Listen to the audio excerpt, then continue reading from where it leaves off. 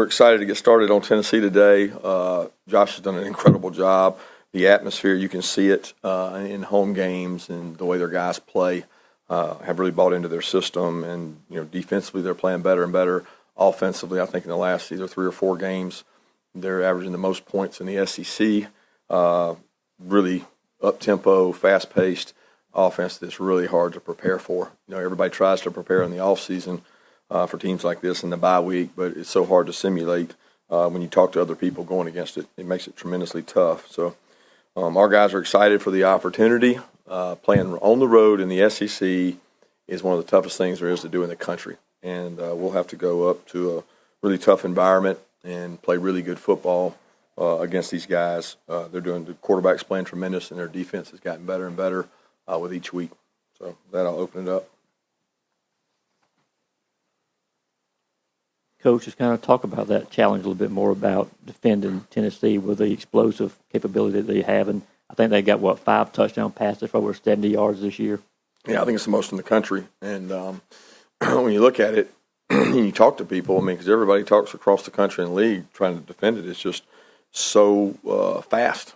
And you can't really simulate that in your practices. So you're always trying to find a creative way to practice for it. And it's so different than the triple option. I'm not trying to compare it to the triple option, but it's so different that it's hard to prepare for. And you can't simulate it with your team unless you do it. And we don't do that as well as they do it. So it makes it tough to prepare for. And your players really have to buy in. They have to say, this is really important. We know that it's important to play this way and play against tempo, and you got to work really hard at it. So it's hard to simulate, and the challenge will be there this week for both offense, defense, and special teams, because what they do doesn't just affect the defense. It affects your offense. It affects your special teams. Kirby, looking back to the offseason, you were really fired up about the connection and the skull sessions. Players were too. 9 games into the year now, can you offer any specifics or anything anecdotally to see where that's paid off for you guys, through 9 games, where it's been a big benefit for you? Oh, it's been a tremendous benefit. The players have benefited from it in terms of connection. They feel more connected. I think they know each other across position groups better. They know each other sitting in this meeting room. They're that much closer. They know each other's why and their purpose, and that's made creating leadership, developing leadership much better.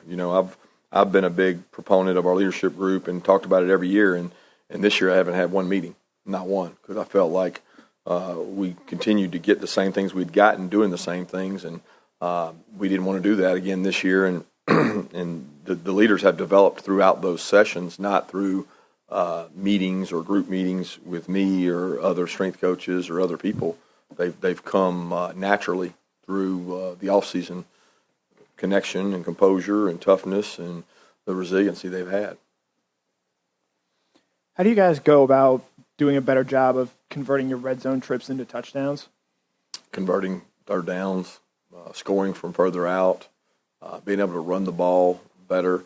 I mean, if you had to pinpoint one thing, it would be execution. So you would say, okay, one guy kept us from doing this, whether it was a penalty, whether it was a mental error, whether it was a decision by the quarterback. But usually in the red area, when you can run the ball stubbornly, you can score touchdowns. And when you can't run the ball stubbornly, meaning there's people in the box, it doesn't matter how many, because there's not as much depth on the field. People aren't worried about the ball being thrown over their heads. So you've got one extra hat, in some cases 2 extra hats to block in the red area. So you've got to be really well executing to do that. Kirby, how did JT come away health-wise after his first game action in a while, and how did you evaluate his performance when you watched film? Health-wise, he seemed fine. I haven't talked to him about it, but I think health-wise he seemed fine. He didn't take any major hits. Evaluation, watching him play, I thought he did a good job. He had command of the offense. He understood. Like I said Saturday, he did a really good job of being over there and seeing what the defense was trying to do. He understands our offense on, number one, where to go with the ball, what plays to put us in, decision-making with the ball. He did a good job with those things. I mean, I think that he did a really nice job for the reps he's gotten. Kirby, you addressed it the other night after the game a little, or the other day, about the success of Missouri's quarterbacks running the ball a little. I think you maybe said it was over pursuit. When you looked at the tape, is that kind of what you saw?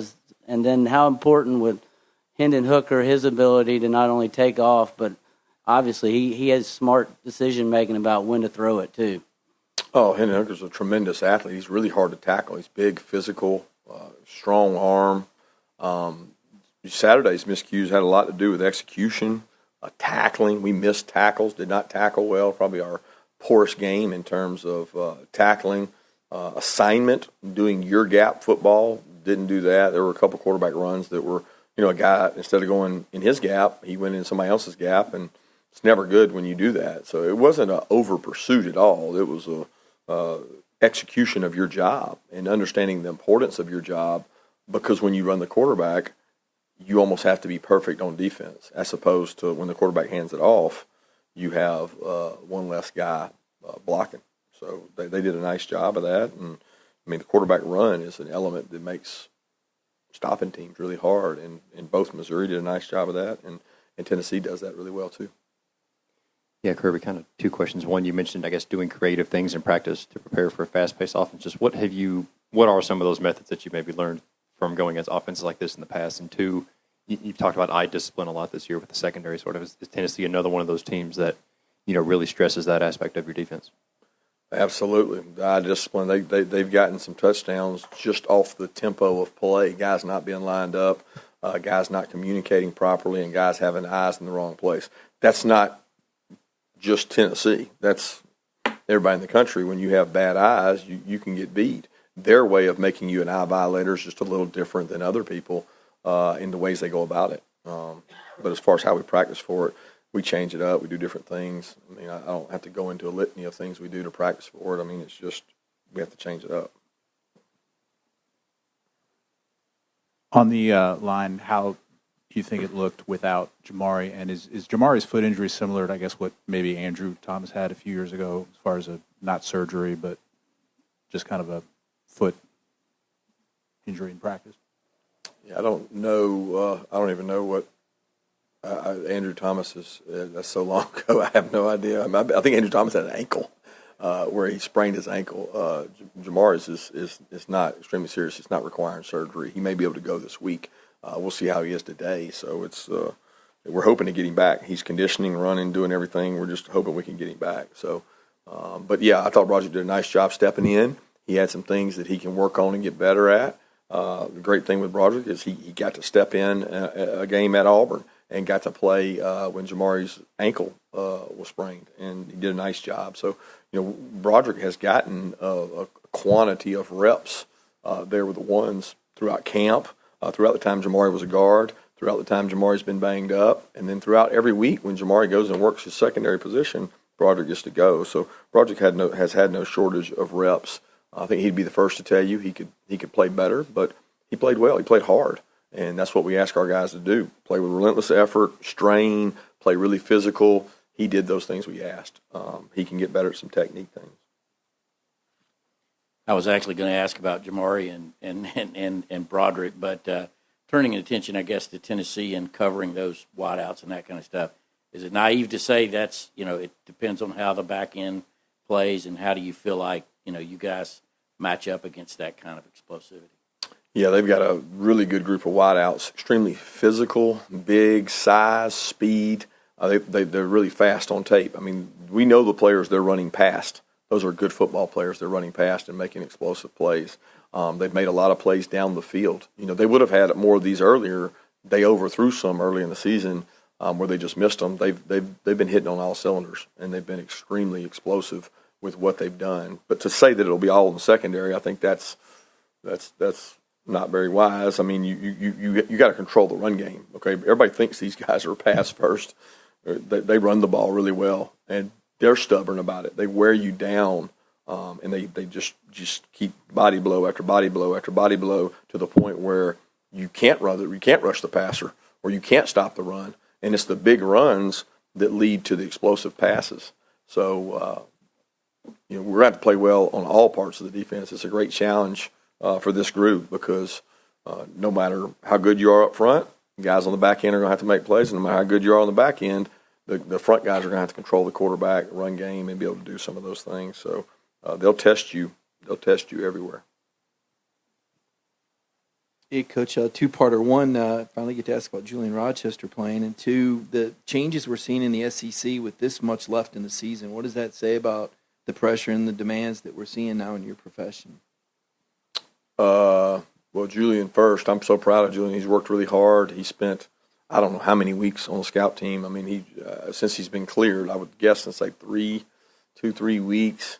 He's kind of been down there repping, and he wanted to get confidence going against our guys. So he's taken a lot of scout team reps. And then, last week we thought that he had progressed to the point where he was getting quality work done against them and being able to hold the point and move.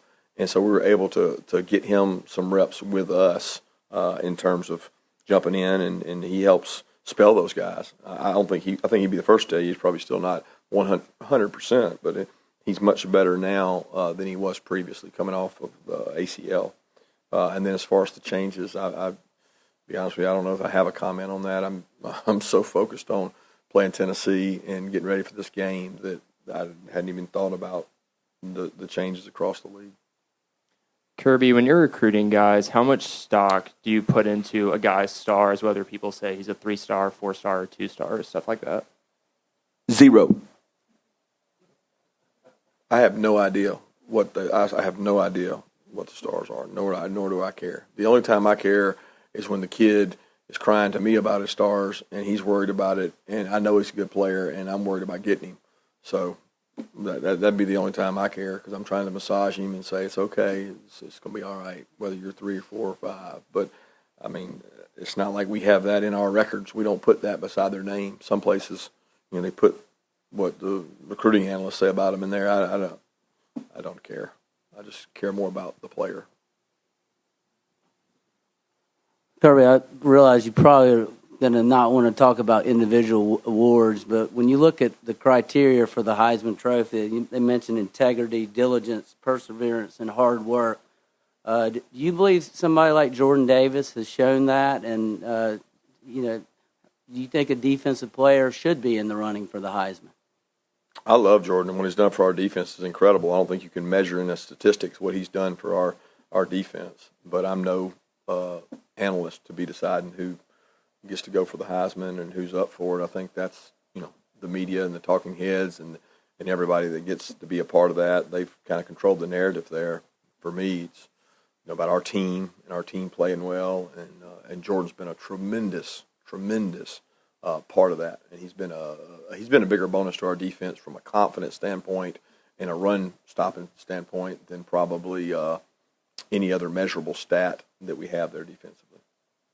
Coach, just real quick, can you talk about how nasty this rivalry is? I know we talk Auburn and Georgia, but we've gone up to Tennessee a couple times, and it's been pretty nasty. A couple injuries coming back. Nick Chubb stands out as one. What is that game like up there? Just that Tennessee versus Georgia type of feel. It's a rivalry game. I mean, we've said it for years. Tennessee has all kinds of rivals, and we have all kinds of rivals. It's a unique part of being in the SEC, and Tennessee and Georgia is one of those. And it's been one that's, at times it's been lopsided. I know when I played here, it was lopsided their way because we could never beat them, and they've had ups and downs. But I do know this: Josh is doing a really good job. He's done a tremendous job of recruiting and getting the players that are there to buy in, and they've bought in. They're playing really hard, really physical. They play with a lot of confidence. So we'll need to play a really good game. I wanted to ask you about Nolan Smith's leadership abilities. Was that something, going back to even when you were recruiting him, you thought he could develop into being a good leader, and how has he sort of developed as a leader in his time at Georgia? Yeah, he's always had leadership skills. He's very intelligent. Everywhere you meet people in the schools he's been at or schools he grew up going to, they rave about what a great kid he is. He went to IMG. It was the same thing. He came here from IMG, just a tremendous leader. He's kind of come into his own in terms of leadership where there's a quiet confidence. I think the more he played, before he was rotating more as a sophomore, the more he's played, the more his personality's been able to come out. And I appreciate his leadership, and really his energy and enthusiasm he brings to work every day is what makes him a good leader. Kirby, can you tell us about some of the guys that we don't get to see at practice? You had, I think, 5 freshman defensive backs: Javon Bullard, Lavassier Carroll. You moved over David Daniel, Nyland Green, Kamari Lassiter. Can you tell us what are they doing and how do they look? They're growing. They're getting better. I think 3 or 4 of those guys were here for spring, so they got to go through spring, which has put them in a position to be backups because of our lack of depth. But they continue to progress. I mean, they get lots of reps in practice, very few reps in games. Kamari's got to play a little more in the games we've been in, and because of Amir Speed's injury, and then Javon Bullard has got to play. I wouldn't say quite a bit, but he rotates and plays because we have to work Brini at safety some. So Bullard works at star when Brini's at safety, and he's done a good job coming along. But the progress those guys make a lot of times in our defense is learning and being able to kind of make decisions and calls, and they've each gotten better at that. And I tell them all the time, I need more out of them on special teams because that's where you kind of cut your teeth when you first get here. Is what can I do on special teams? How can I help? And Kamari and Bullard have been really big assets on that. We continue to work with those other guys. Kirby, this time of year in the coaching profession, you've been through it as an assistant and a head coach. What is it like? How do you manage everything when you're chasing championship? There's going to be the coaching carousel, and now you've got the early signing period in December. Simple. I mean, you focus on the task at hand. I think that's easier said than done. But when you're playing, a team like Tennessee, I mean, since noon on Sunday, all I've been thinking about is Tennessee and how do we message it right to our players? How do we game plan right offense, defense, special teams for our players? How much tape can I watch? Tape is information. How do you prepare them mentally for that? That I don't even think about those other things. Those other things come as they come. You deal with them as you deal with them, whether it's coaching search for one of your guys or whether it's recruiting and numbers. I mean, we have set meetings for that. Like we have meetings every week that are set in stone. That's where my focus is. But that's not my focus on Sunday, Monday of Tennessee week. You focus on the task at hand, and when the game plan's done, there's always a little call it dead time Thursday, Friday, and you work on the future of your program or the future of your organization, and that's when we start thinking about those. Kirby, Jermaine and Arian obviously boosted the receiving corps the other day. What does it look like with Dom and George in terms of practice and playing in terms of stepping up when they can do more? Yeah, I don't know the answer to that. I wish I did. Dom repped last week with us on the scout team. He came down and got work because it's not as easy as saying, "Oh, Dom's back, go in there." It's kind of like Julian. He had to go down, get his feet wet, get his confidence. So it'll be a boost to us to have Dom take some reps, limited reps, as a scout receiver because of the receiving core we're facing to simulate it. Probably the biggest setback we've had all year is not having the scout team receivers that we normally have to test us, to train us, to compete with us. And for the last 2 weeks, or last week, we've been able to get Jackson Meek some, get Dom some, and be able to grow them there. So that's the hope. And, again, we're still waiting to hear on George. 2 more questions? Coach, I just want to ask you about the impact and all that Jordan and Jalen have been having on goal line. I just wonder if any of those 2 guys kind of lobbied you to get a carry before this year is over with. I don't make those decisions. I defer to Coach Monk and Dale. They do a good job game planning goal line and finding the best plays for us. And, sometimes simpler is better in terms of power and moving people. And, we've got a lot of weapons on the line of scrimmage, and those guys are weapons in terms of moving folks. But they enjoy doing it. They enjoy doing it because they get out of a couple defensive plays a day. They get to go down and hang with the offense. I think that's their enjoyment more than anything else. Kirby, in your experience going all over the place looking at high school football, has there ever been a moment where you go to a game focused on one player, but you watch them play and you leave the game more interested in someone you weren't really expecting? Yeah, that happens quite. I mean, I don't know if I would say more interested, because if I went there to watch a player, we think he's a really good player that we were really interested in. As an assistant coach, that happened more because I was out more. As a head coach, that probably doesn't happen as much because when you're going out to see somebody, it's usually one of the feature players or things like that. But you always get to see other guys, and watching them compete live, there's no substitute for that because you see how they interact with their players, the fans, the coaches, how they react to a poor play, how they react to a really good play. So that happens a lot, and that's why you go out to see them in person. It's a lot better than just the tape.